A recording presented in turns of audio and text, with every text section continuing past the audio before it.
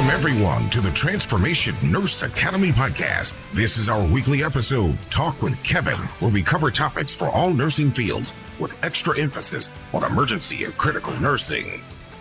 Get ready for candid discussions that explore the vast landscape of nursing and beyond.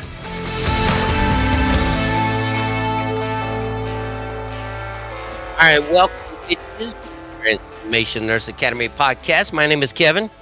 I hope you motherfuckers are doing okay. I wanted to give a shout out to all you sons of bitches because you pushed us over 1,000 downloads this last week.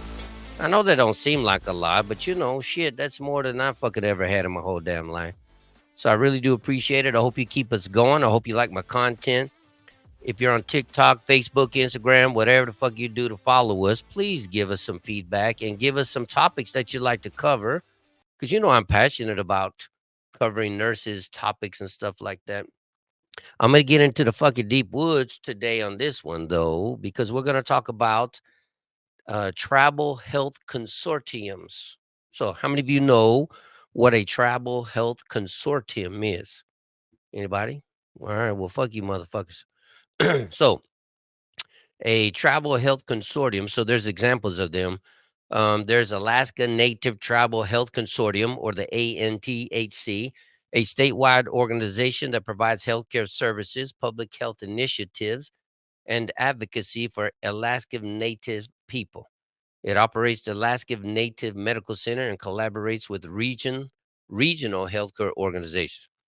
There's also Southeast Alaska Regional Healthcare Consortium, or it's almost spelled search, but it's spelled search with the H and C fucking backwards. SEARHC, a nonprofit health consortium that serves the residents of Southeast Alaska. I can't even fucking talk to them. I'm excited about your fucking downloads.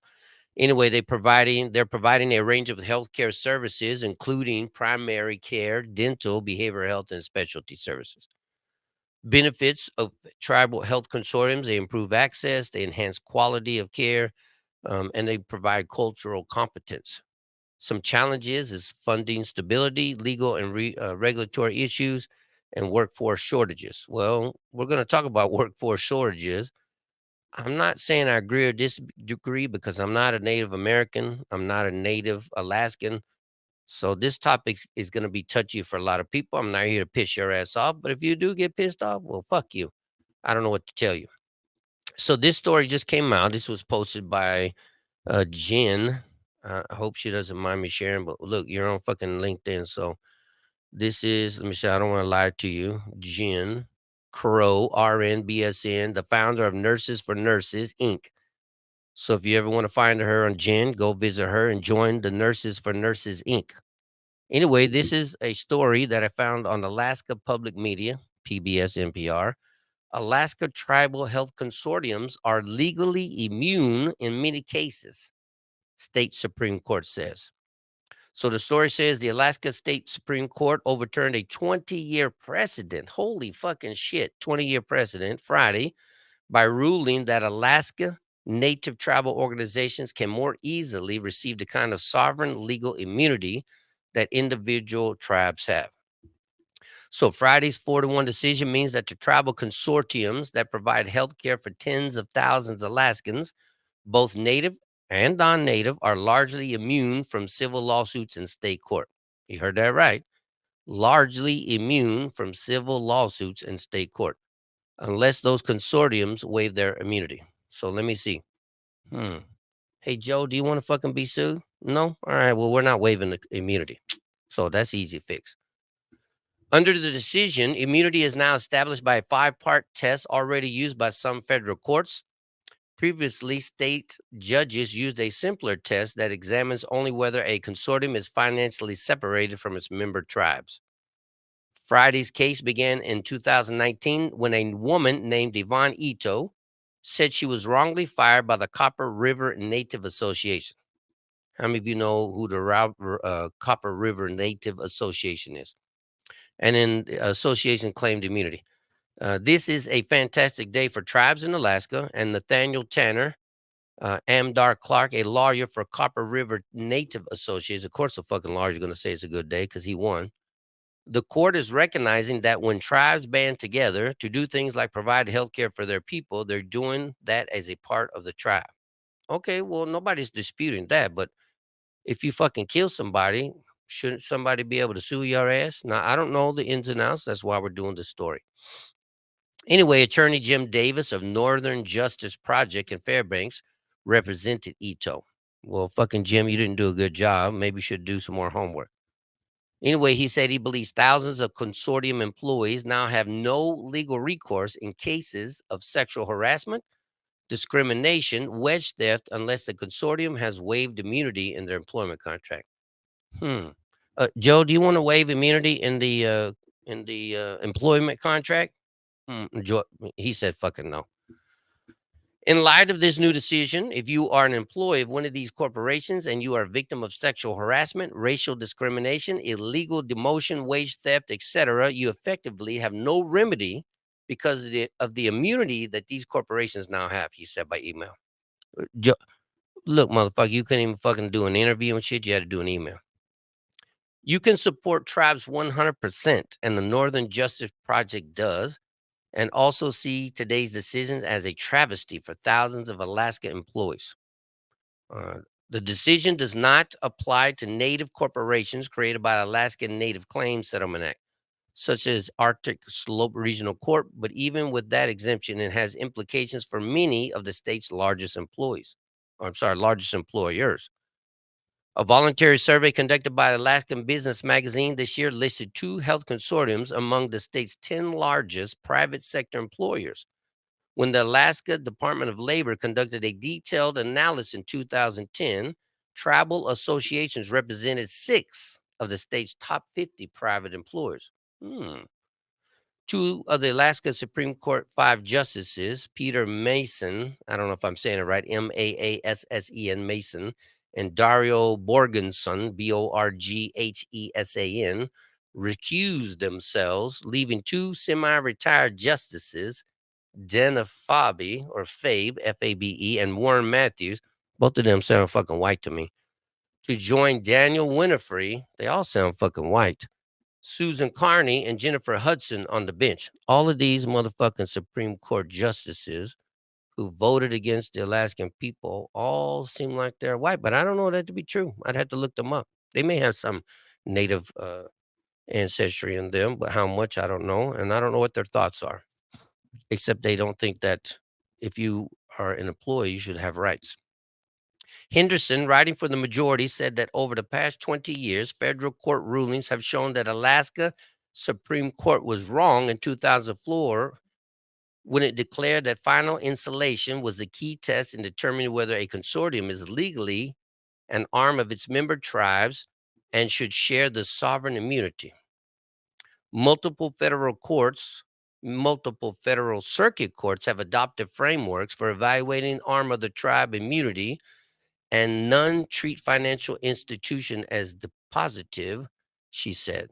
Well, what the fuck is arm of the tribe immunity? Does anybody know what that means? Let's look that shit up. What is arm of the tribe immunity? So this says arm of the tribe immunity refers to the legal doctrine that extends to the sovereignty immunity of Native American tribes to certain entities closely associated with the tribe, often called tribal entities or tribal arms. This immunity protects these entities from being sued in a state or federal courts without their consent. Well, I mean, I understand because we gave American natives and their tribes sovereign immunity over their land, and they can pretty much do what the fuck they want, and they don't have to follow most of federal law, if I'm not mistaken. And I get that. This immunity protects these entities from being sued in the state or federal court without their consent, similar to the immunity that the tribes themselves enjoy. The doctrine is designed to preserve the sovereignty and self-governance of tribes by protecting their affiliated entities from external legal challenges. So they're trying to keep them on their own.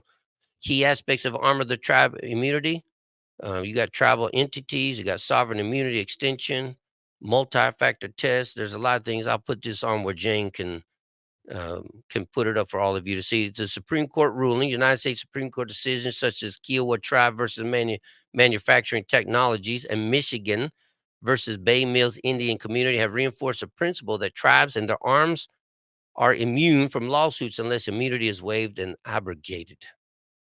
So there are precedents that have been set in the past and by the United States Supreme Court. So, in place of the old test, Henderson wrote that state judges should have a 5-part test adopted by the Ninth U.S. Circuit Court of Appeals, which has jurisdiction over Alaska. Judges should examine the purpose of the consortium, the way it was created, the way it is controlled, the intent of member tribes, and the financial relationship between the consortium and the member tribes. The state of Alaska argued that because Copper River Native Association is incorporated under Alaska law, it should not be eligible from sovereign immunity. Copper River Native Association. Let's see who the hell they are. Copper River Native Association. It's equality of healthcare in the Athena region, available to everyone. So Copper River Native Association is pretty much a private, looks like it's a private healthcare. If you go to their website, crnative.org, take ownership of your health care. So, they're talking about serving your community, your family is important to you, it's important to us. CRNA, which stands for the Copper River Native Association, has over 50 years of service in the Atna, I don't know if I'm saying it right, AHTNA region, and we can help you develop a personalized health care plan. So they have medical services, behavioral health, dental, wellness services, social services, tribal services. So they're basically trying to take control of themselves, the native people. They're trying to help their own and keeping the damn white man out. I mean, I don't understand what's wrong. I get it. I mean, shit, I understand. So if you want to visit them, that's crnative.org and go read about them. Anyway, the state of Alaska argued that because the CRNA was incorporated under Alaska law, it should not be eligible for sovereign immunity. Writing for the majority, Henderson said that state is wrong. No single factor is the positive. Even an entity's incorporation under state law, she wrote.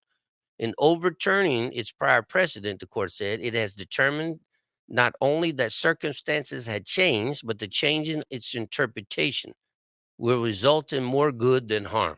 That's what one of the judges says. The 4 justices and majority concluded that the benefit of the new ruling outweighs the harm, but Senior Justice Warren Matthews disagrees. What? I can't imagine that white guy's going to disagree. He said, in my opinion, the answer is no, and the question is not close, he wrote. Today's decision immunes these companies from the normal enforcement mechanisms built into Alaska's health, safety, and employment and civil rights statutes. Municipal ordinances of all sorts, including tax. Oh, there you go, Matthew. Tax, planning, and zoning, and building codes, which means more fucking taxes and money. Matthew, you're mad because you ain't getting no motherfucking money out of these people. What the fuck is wrong with you? We need to get money out of the tribes. Fuck you, Matthew. Once there is immunity, normal enforcement tools are no longer available. He went on to state that employees will have no way of asserting claims against their employers. I don't know, because I don't know what rules the native associations have. They may have set up their own damn rules. You don't know that. Are you fucking native, Matthew? Have you looked and asked what the hell the associations are doing and the tribes are doing? Unpaid suppliers and contractors whose contracts have been breached will also be left without a remedy. Well, if you follow tribal law, let's look at that. What if I contract with a native tribe? What recourse do I have if they do not fulfill the contract? Let's look that shit up. So as it says, contracting with a Native American tribe or a tribal entity presents unique legal challenges due to sovereign immunity. Here are steps that you can take to protect your interests and ensure that you have recourse if the tribe does not fulfill the contract. So they negotiate a waiver of sovereign immunity, explicit waiver, limited waiver, arbitration clause, choice of law, forum selection, performance bond, escrow account. So they have many ways. It's just, they may not be beneficial for you if you're not part of the tribe and you're not, if you're if you can't bind them by the local laws and stuff, I get it. I could see that, but that's that's the risk you're gonna fucking take by working with tribes who don't want to waive their immunity. That's just the way it is. He concluded relegating employees to a powerless status they held in earlier 20th century and placing a sector of the economy off limits to normal law enforcement efforts designed to protect public health and welfare cannot be regarded as the other serious. Let me fucking read that again. He concluded relegating employees to the powerless status they held in the early 20th century and placing a sector of the economy off limits to the normal law enforcement efforts designed to protect public health and welfare cannot be regarded as other than seriously harmful. Is that right? Maybe he might be right. I don't know. Admar Clark said the kind of the sky is falling issues raised by Matthew really aren't going to come to pass. Well, you don't know that, fucking Mr. Clark. We don't know that. Let's see. Let's see who Admar Clark is. Let's keep reading. Consortium said in legal filings that they were worried about frivolous lawsuits that could force them to spend money that might otherwise go to healthcare. If you're worried about frivolous lawsuits, why don't you pass a law that protects you from frivolous lawsuits instead of basically overturning a law that protects everybody? That's what I don't get. You know what I mean? So let me see. Admar Clark, native Copper River. Let's see who this motherfucker is. Copper River. Admar Clark, Copper River. Let's see. We don't see this guy, huh? He doesn't want to be seen. Oh, here we go. Nathaniel Admar Clark.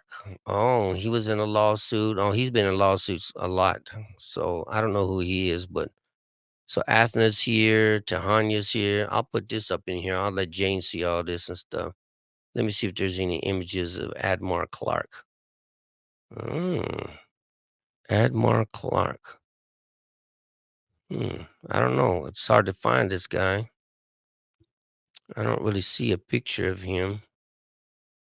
Let me see here. Let's see if this is him. Nope, I don't see a picture of him. I'll try to see if I can get a picture for you for Jane and shit, but I don't know who this motherfucker is. All right.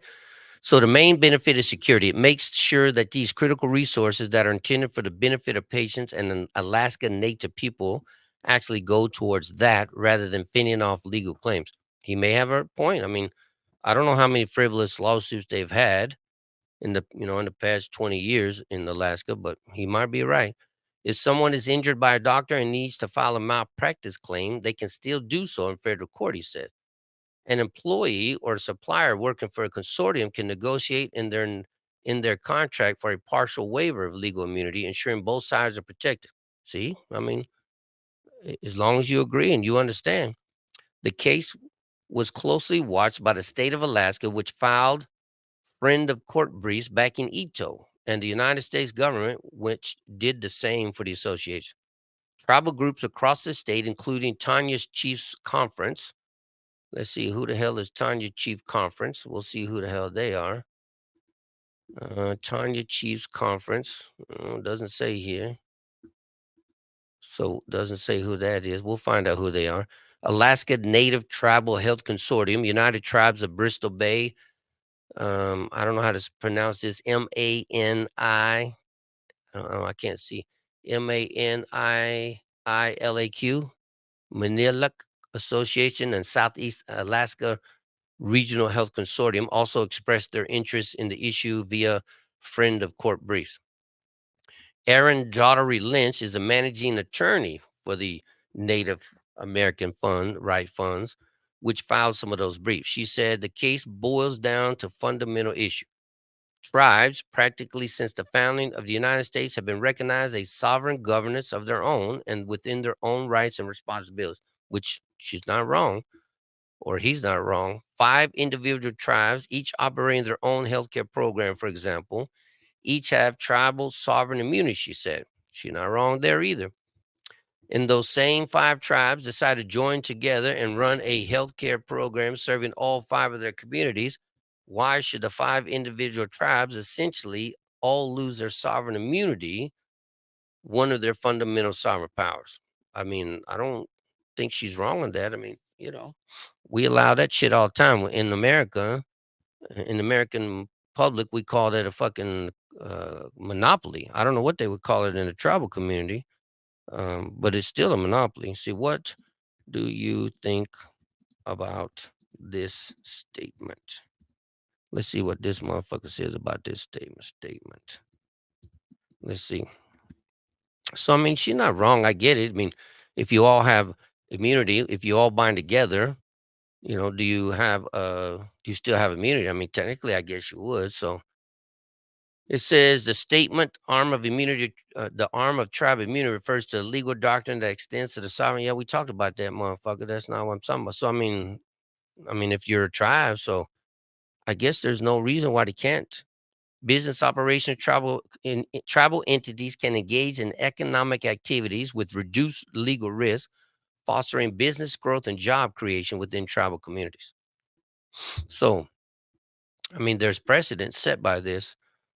There's many United States Supreme Court precedents that have already. So, I've already named a few of them and stuff. So I don't know why we're upset about this. I mean, I get the implications, but I don't know. You'd have to see if you could find anybody that that works at the tribal health consortiums, or somebody that works in the Native American health clinics to see how they feel about this. I did reach out to my friend and see what she says. I'm not Native American, so I don't know. I'm not an Alaskan, so I don't know what it would do. I don't know how many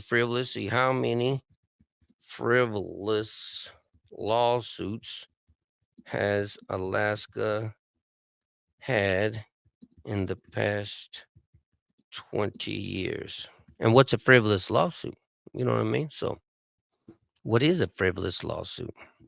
I mean, we got a lot of people who come into the emergency room that fucking does crazy shit, and they want to sue for everything. So it says the number of frivolous lawsuits in Alaska over the past 20 years is not explicitly documented, and you don't have resources available. However, it is noted that Alaska is among the states with the fewest lawsuits per capita. Oh shit. Let me go back here, this motherfucker. What's his name? Where the fuck is this motherfucker at?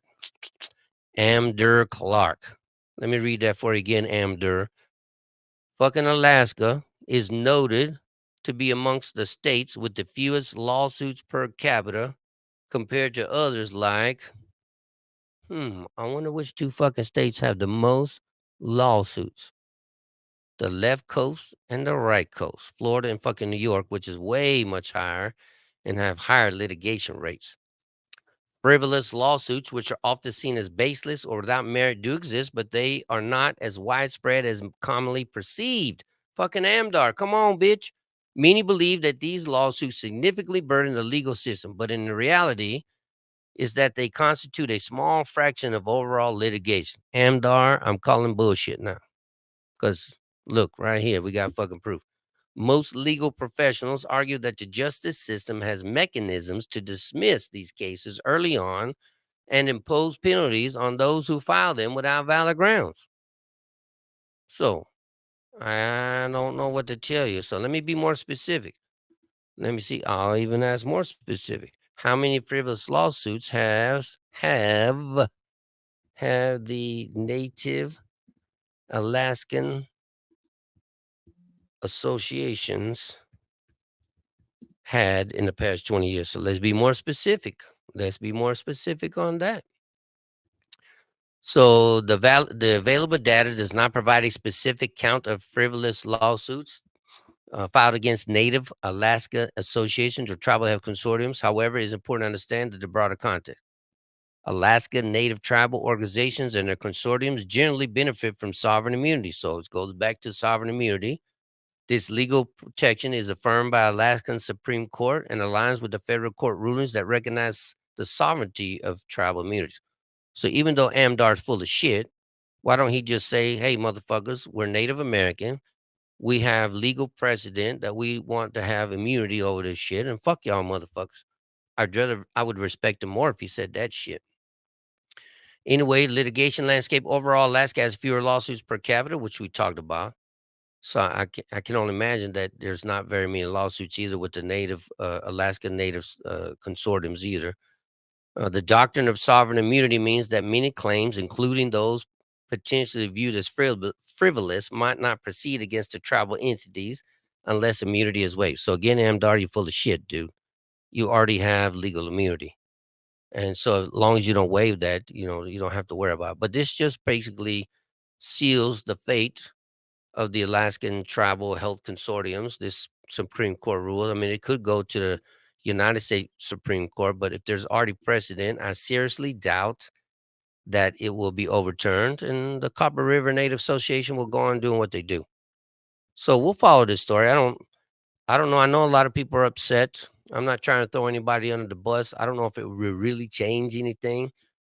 We'd have to go back in maybe 5-10 years or sooner to see if anybody's suffering from it. But this is something I think that we should, pay attention to because it does affect nurses. It does affect patients. So if you are a Native American or you're a Native Alaskan or you have some type of tribal entity and tribal sovereignty, please, I'm not joking. I'd like to hear about it. I want to know your thoughts because, what the fuck are we going to do?